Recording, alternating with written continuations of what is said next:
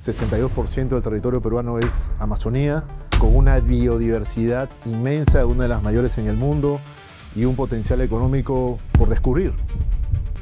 Para la selva, sobre todo, el tema logístico y poder acceder a los puertos es uno de los temas que ha limitado el desarrollo de la Amazonía. Chile exporta en madera 6.300 millones de dólares al año y tiene 3 millones de hectáreas en madera reforestada y no tiene Amazonía. Perú tiene 73 millones de hectáreas de Amazonía, exportamos algo de 48 millones el año pasado. La distancia es demasiado, ¿no? 62% del territorio nacional es amazónico, por lo que en teoría deberíamos estar mirando más a la Amazonía. Antes de empezar con esta entrevista potente, un recordatorio rápido. Te puedes suscribir a nuestro canal de YouTube para que no te pierdas ningún programa. Y ojo que estamos en todas las redes: Facebook, LinkedIn, Instagram y TikTok.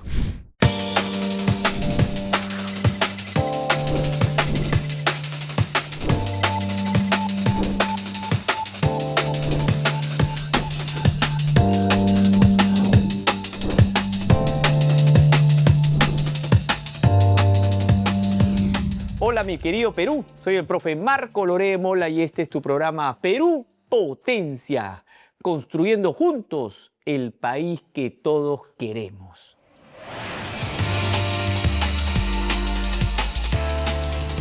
Tremenda noticia, el Perú ha alcanzado un superávit comercial récord de 41.423 millonazos de dólares. ¿Cuándo? En el primer trimestre del 2026. Esto ha sido impulsado por mayores exportaciones y por los precios internacionales favorables. Solo en marzo 2026 el saldo positivo ha sido de 4.157 millones de dólares. Tremendo nuestro Perú. Más oportunidades, más chamba, mejor calidad de vida. Y ahora conozcamos a nuestro peruano potente, quien trabaja con las comunidades de la Amazonía y de forma sostenible. Vamos a conocerlo.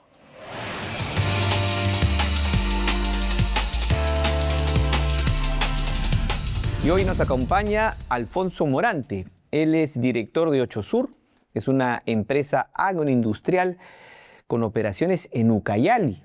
Vamos a conversar sobre el potencial económico de la Amazonía. Muchísimas gracias, Alfonso, por estar aquí. Marco, encantado, realmente. Un gusto poder estar acá y gracias por la invitación a tu programa.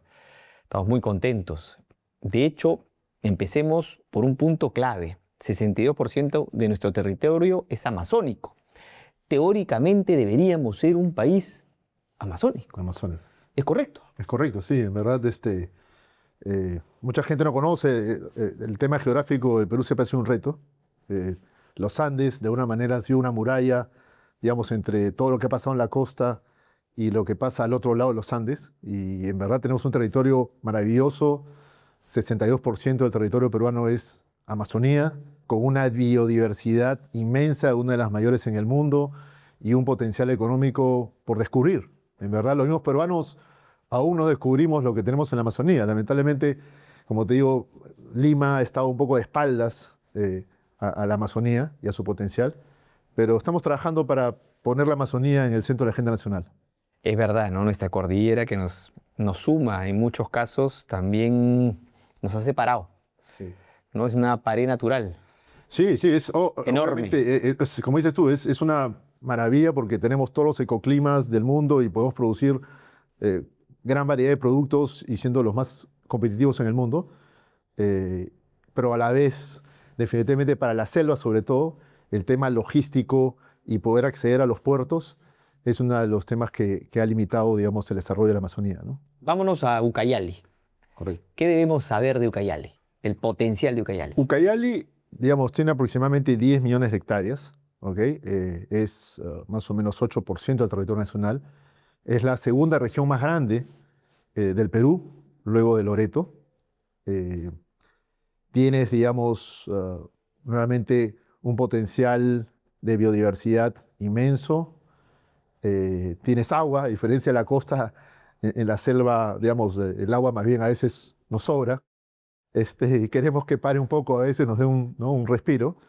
Entonces, hay muchas oportunidades económicas en la Amazonía actualmente, ¿no? En la parte de Ucayali, sobre todo, tienes, por ejemplo, la parte agrícola, que es un sector importante, como todo el Perú. Creo que el Perú, y todos lo conocemos, los que hemos visitado, la agricultura se hace en todos lados, ¿no? El Perú todavía siendo agrícola, sobre todo las familias peruanas siguen siendo agricultores, ¿no? En la sierra, en la costa y en la selva también es lo mismo, ¿no? Entonces, hay muchos productos. Obviamente tiene sus productos típicos, el camu camu, el aguaje, la yuca, el plátano, la piña, la papaya, ¿no? Pero tienes productos, digamos, que ya tienen un poco más de mercado, como la palma aceitera, el cacao, que vienen creciendo muy fuerte en Ucayali, ¿no? Luego de eso tienes un potencial de reforestación también, ¿no?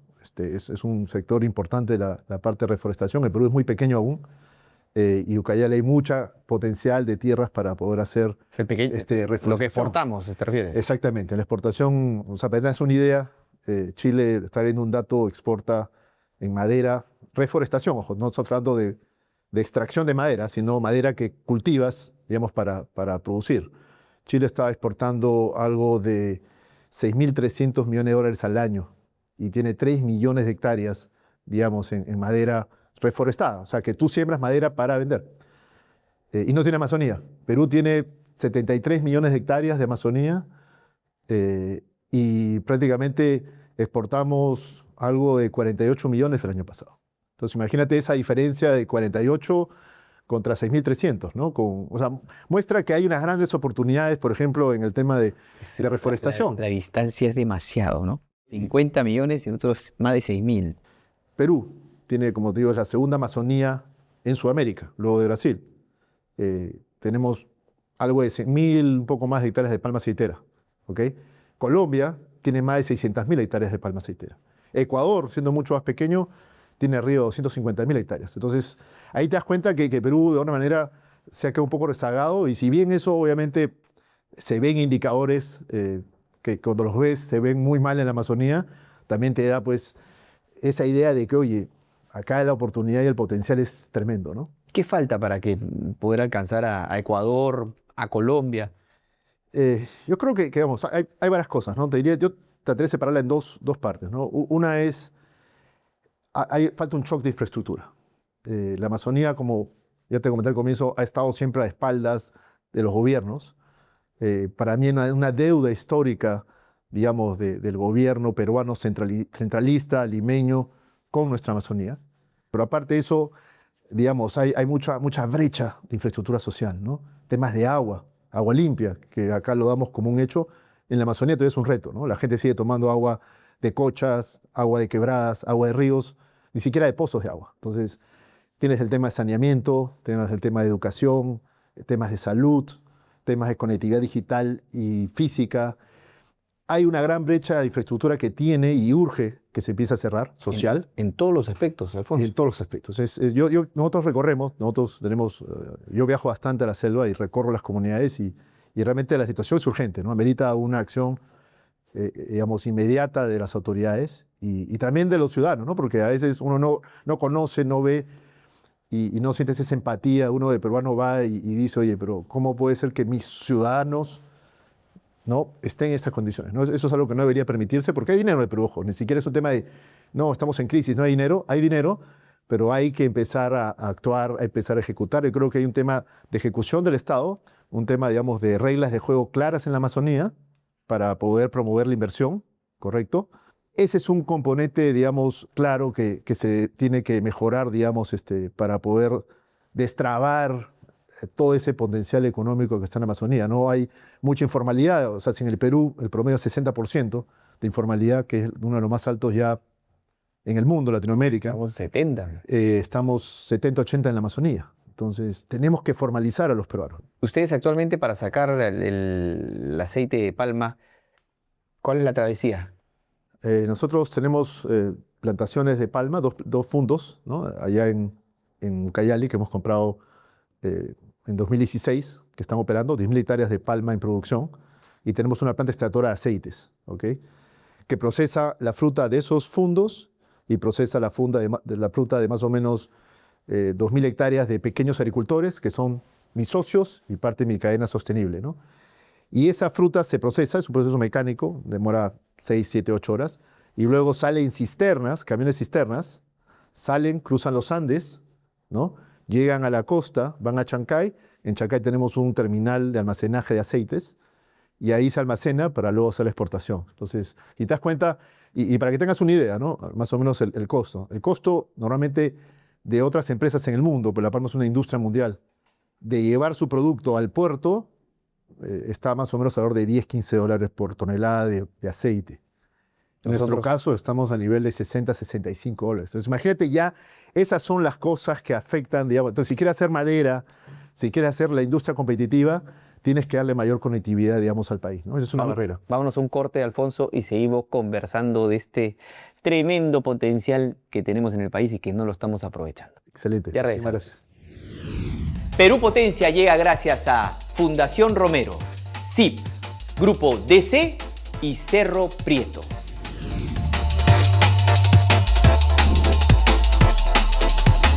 Con el gran Alfonso Morante de Ochosur. Alfonso, estábamos hablando de que a ti te cuesta 6 veces más el transporte que, digamos, que el resto del mundo. ¿Cómo hacen? La palabra debe ser productividad. Sí, productividad, digamos, y también obviamente hay una serie, como te comentaba, de beneficios tributarios para estar en la Amazonía que compensan, digamos, esos sobrecostos, ¿no? Como el tema de impuesto a la renta, que es mucho menor, ¿no? Devoluciones de IGB, crédito especial. Eso de alguna manera, digamos, te compensa, digamos, prácticamente ese extra costo, ¿no? Entonces, está diseñado de esa manera, ¿no? Justamente por eso se hicieron todo este paquete de promociones tributarias para compensar y promover la inversión, digamos, en la Amazonía. Entonces, gran parte se compensa, digamos, con el tema, digamos, de las exoneraciones tributarias que tenemos allá, que es para todas las empresas y todos los emprendedores, digamos, en la Amazonía. Pero lo importante es, digamos, que así como Perú es potencia, digamos, en casi todos los cultivos que hace, o sea, sabemos la productividad que tenemos, digamos, en arándanos, en palta, en uva, en espárragos, en cacao, en palma también. Perú tiene hoy día, para que tengan una idea, la métrica es cuántas toneladas de grasa vegetal o de aceite produces, digamos, por hectárea año, ¿no? En el mundo, estás hablando de que el promedio es 3.5 toneladas de aceite. En el caso de Perú, en el caso de Ochosur, allá en Ucayali, estamos en 5.5, o sea, 57% más productividad del promedio mundial. Entonces, imagínate, digamos, eso, digamos, prácticamente el Perú está muy bueno. ¿Qué otro? Bendito, ¿no? Sí, o sea, ¿qué otro país tiene una muy buena productividad acá en Palma? Centroamérica, quizás, estás hablando de Guatemala, pero de ahí estamos en el top. El Perú es bendito, como dices. O sea, la naturaleza nos ha bendecido, ¿no? Con un potencial tremendo, ¿no? Hasta ahora no pregunto, imagino que todos tienen la duda de ¿para qué sirve el aceite de palma? ¿En qué se usa? Esa es una muy buena pregunta porque efectivamente todo el mundo lo usa, lo usamos prácticamente todos los días, pero no sabemos que lo usamos. Y, ¿verdad? El aceite de palma es finalmente grasa vegetal, ¿ok? Y hay varias fuentes de grasa vegetal. Tienes la soya, que se conoce, girasol, maíz, otras grasas vegetales, y la palma, ¿no? Pero la palma, por ser una de las más productivas, es la que tiene la mayor parte de cuota de mercado en el mundo, ¿no? Para que tengas una idea, las grasas vegetales que se consumen en el mundo, más o menos 35% provienen de la palma aceitera, grasa vegetal. Ahora, ¿para qué sirve la grasa vegetal? Para todo. O sea, como te digo, desde que te levantas en el desayuno y vas a lavarte los dientes, posiblemente la pasta detrífica tenga grasa vegetal. El champú que usas tiene grasa vegetal. Los jabones que usas tienen grasa vegetal, ¿no? Luego en el desayuno, los aceites con los que fríes, la manteca con la que hacen todos los productos de panadería, porque la manteca es grasa vegetal, es un componente de todo lo que es panadería, chocolates, ¿no? Si vas a comprar a un centro comercial, ¿no? A un supermercado y sacas productos procesados, prácticamente 6 de cada 10 productos tiene grasa vegetal y va a tener palma aceitera en su composición. Golosinas, productos de comida para animales, fórmula de leche para bebés, también se usa eso para la fórmula de bebés. Todos lados. En todos lados, ¿verdad? Cosméticos, la industria de cosméticos también usa grasa vegetal. Todos los lápices de labios, esmaltes, todo eso tiene grasa vegetal, ¿no? Incluso se usa para producir biodiesel. No se habla mucho, pero en el mundo se usa la palma, digamos, como biocombustible. Entonces el uso es tan grande. Por eso es que la demanda mundial es tan grande, ¿no? Y además me contabas que tiene una particularidad, la palma, que es una palmera, ¿no? Y que los frutos duran, o sea, constantemente, es un cultivo permanente, ¿correcto? Todo el año. Correcto, exactamente. Una de las ventajas de la palma, uno es que es un cultivo permanente. Es una palmera, Suena increíble, todo el año. Todo el año. O sea, que lo que ocurre es, uno es un agricultor, y ojo, y es importante también porque 60% o más de los agricultores de palma en el Perú son pequeños agricultores. Entonces, no es una industria de grandes empresas, es una industria de pequeños y medianos agricultores. ¿Y por qué es tan atractiva? Por uno, 35 o 40 años, una vez que la sembraste, tienes para cosecharla. Y lo otro es, digamos que una vez que ya empieza a producir, que es al tercer año, ¿correcto? Tú la puedes cosechar 365 días del año. Entonces, el pequeño agricultor, el agricultor normal, lo que hace es cada quincena y fin de mes, cosecha su palma, y es como que tiene su planilla quincena y fin de mes como cualquier persona. Y para ellos tener todo un flujo constante todo el año es excelente, ¿no? Entonces, todas esas cosas lo hacen importante. Otra cosa es que el agricultor allá tiene el mercado asegurado. ¿Qué es lo que pasa? La palma es un producto agroindustrial que se procesa. Entonces, en Ucayali, por ejemplo, hay más de 11 plantas extractoras que procesan palma. Y esas plantas compiten por la fruta. Entonces, el agricultor no es que tiene que preocuparse, oye, el mercado central, que quién lo vendo, que cómo hago, que se me va a quedar acá el producto, como es con otros productos que la cadena no es muy transparente, ¿no? En este caso, el agricultor sabe que produce y sabe que las plantas se van a pelear por su fruta, entonces ya no tiene preocupación de mercado, que es lo más importante, porque cuando es agricultura, a diferencia de otras industrias, tú empiezas del mercado hacia el campo, porque si vas a sembrar algo que no tiene mercado, no lo siembras, ¿no? En el caso de palma, ya el mercado hasta el producto final que se exporta, ya la cadena está totalmente desarrollada. El agricultor simplemente se engancha a la cadena que ya está lista, produciendo. ¿Te das cuenta? No hay que ver cómo lo transporto, cómo lo llevo, porque ya las grandes empresas, las plantas extractoras se encargan de llevarlo a Chancay, de exportarlo o de llevarlo a la refinería. Entonces, para el pequeño agricultor, mediano agricultor, es muy atractivo por eso. Pero lo otro interesante en la parte de la extracción de aceite es que tienes economía circular. Eso tampoco no sale mucho. Yo ya he estado incluso con el MINAN dando charlas sobre economía circular. Y en verdad, la industria de palma en Perú es un ejemplo claro de economía circular. Como te dije al comienzo, entra agua y fruta. No entran químicos, ojo. No hay ningún químico en el proceso productivo. Súper simple, claro. Solamente entra agua y fruta. Y luego, haciéndolo fácil para simplificarlo, ¿no? Para el público sea más fácil de entender, digamos, entra 100 kilos de fruta a la planta, ¿correcto? De esos 100 kilos, 30 kilos se convierten en aceites para producto final para exportación o para consumo local, ¿no es cierto?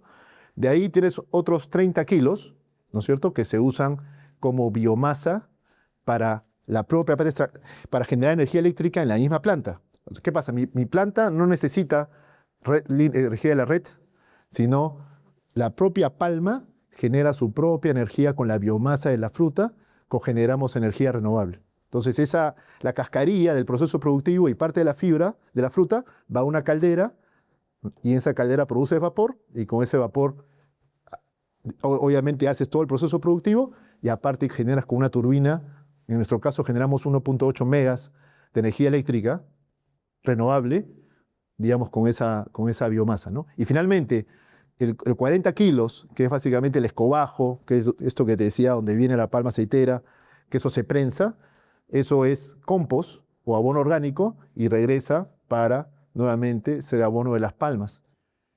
Y el agua, que es el otro producto que entró, te dije que entraba fruta y agua, el agua se trata en planta de tratamiento de aguas residuales y luego de tratarse se regresa como riego, digamos, a las palmas, ¿no? Entonces, ahí tienes un ejemplo de economía circular.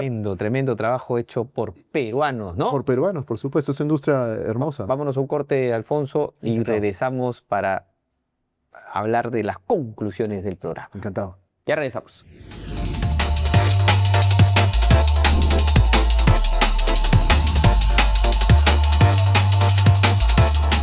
Seguimos con Alfonso Morante y las conclusiones Primera conclusión, es un buen negocio. Nos has traído una alternativa de negocio. Sí. ¿Por qué? Porque es una planta de alta productividad, es un cultivo permanente, ¿no? El mercado está asegurado. Ahora me decías también cuando llueve y sales en canoa, igual puedes seguir sacando el fruto, una maravilla, ¿no? Sí, ¿no? De verdad, efectivamente, hay comunidades, algunas comunidades que se inundan, que tienen sus palmas, y comunidades nativas en este caso, y cuando está lloviendo y todo se inunda, no tienen prácticamente recursos, pero salen las asociaciones, salen y van en sus canoas Cortando nomás. cortando su palma y eso es lo que le da subsistencia, digamos, incluso en inundaciones. Entonces, en Imagínate. efecto, es muy bueno y es muy bueno, sobre todo porque es un cultivo democrático, es un cultivo Para todos. para el pequeño y para el mediano. Entonces, como te digo, más del 60-65% en el Perú son pequeños o medianos agricultores, incluso muchos de ellos son asociaciones cooperativas de pequeños agricultores y muchas de estas asociaciones son ex-cocaleros, porque acuérdate que el origen de la palma Correcto. viene, Está digamos, reemplazando eso por- reemplazando la hoja de coca. La palma fue uno de los tres Brutal. cultivos, digamos, más importantes en la época del 2000 al 2010 para sustituir hoja de coca. Entonces, estas asociaciones, hay 40.000 hectáreas aproximadamente, se estima, de palma hoy en producción, que fue antes coca ilegal Imagínate. y que fue, digamos, se transformó esos agricultores a este cultivo. Entonces, Y en como un te digo, es un cultivo democrático. Y un cultivo también bastante amigable. Segunda conclusión, Colombia, Ecuador, Chile, de este tipo de productos se están vendiendo 100 veces más que el Perú. Ese es el mercado al que podríamos aspirar como primer paso, ¿no? Como pasó con el agro en su momento. Y tercera conclusión es que sí, una nueva mirada hacia nuestro país es que 62% del territorio nacional es amazónico, por lo que en teoría deberíamos estar mirando más a la Amazonía. Deberíamos terminar trabajando un buen plan donde la minería, el agro, incluso el turismo, no sean las fuentes principales de económicos, sino la Amazonía. Tenemos que empezar a mirar más para allá. Quiero hacer un juego contigo, Alfonso. Por favor, escoge un grupo de cartas y te voy a hacer una pregunta de cada grupo. Y dice así: ¿qué hábito nacional deberíamos conservar para siempre? Yo creo que es el amor por la naturaleza, ¿no? Cuando uno viaja por las comunidades de la selva, de los Andes, creo que hay una conexión de muchos peruanos con la naturaleza. Creo que en las costas y en las ciudades a veces se ha perdido esa conexión. Totalmente. Y creo que hemos vuelto a reconectarnos con nuestras raíces y con la maravillosa naturaleza que tenemos en este país. Tal cual. Segundo grupo. Y dice así: ¿qué talento peruano podría conquistar el mundo? Hay unas artesanías maravillosas en la Amazonía, con artes, digamos, culturales, chipíos, coníos y otras etnias, digamos, de la Amazonía, que no se está promocionando mucho, ¿no? Entonces creo que ese talento de artesanos, creo que se podría, digamos, promocionar mucho más al mundo y ser una potencia en temas de artesanía, sobre todo en la Amazonía, ¿no? Último grupo. ¿Qué meta nacional, Alfonso? Meta nacional de bienestar te gustaría que logremos antes del 2040? Para mí la principal, viendo la situación en la Amazonía, es desterrar la anemia del Perú, ¿no? Sobre todo en las zonas altoandinas, sobre todo en las zonas digamos, de la Amazonía. Estás hablando de tasas de 70% de anemia infantil entre niños no natos hasta 36 meses, que son tasas prácticamente De terror. de terror. Y eso es algo que no podemos permitirnos, ¿no? Sobre todo siendo un país donde hay economía, hay recursos, porque esos niños prácticamente estás condenando una generación a futuro, porque lamentablemente, como sabes, si los niños no tienen en ese periodo una nutrición adecuada y están con anemia, luego su productividad y su potencial, digamos, a futuro se ve mermado. Entonces es algo que como país no podemos permitir, ¿no? Creo que debemos ser más empáticos como peruanos y darnos cuenta que tenemos que trabajar en la educación y en los niños, ¿no? Ese es el principal, o uno de los principales objetivos que tenemos en este programa, visibilizar un tema urgente que es el de la anemia y que no lo estamos tocando, no lo tenemos en agenda tan en mente como deberíamos. Es tremendo, te digo, porque desde el agua, ¿no? Te dije el agua al comienzo, la gente toma agua en la selva aún de cochas, de quebradas, entonces agua a 35, 37 grados de temperatura, está llena de parásitos, ¿no? Entonces, ¿cómo puedes combatir si no empiezas dándole agua de calidad a tu gente, ¿no? Entonces, empieza ahí, pero yo soy optimista, estoy seguro que Eso. como peruanos como tú, como tu equipo, gente positiva, gente con energía, podemos lograr un país maravilloso como el que todos queremos para nuestros hijos. Tenemos lo más importante, que son los recursos y la gente, y con Exactamente. ganas de chambear. Exactamente. Hay que mover ahí las perillas y lo vamos a lograr. Así lo has dicho. Vamos con todo. Esto en Perú, el Perú tiene un futuro grande y está en nuestras manos sobre todo. Alfonso, muchísimas gracias A por ti, Marcos. visitarnos en la mesa potente. Y Encantado, realmente. Me gustó la energía. acompáñame a despedir el programa. Nos vemos en el siguiente programa aquí, en tu programa favorito. Ya, tu programa favorito tiene que ser Perú Potencia. Te esperamos. ¡Chau!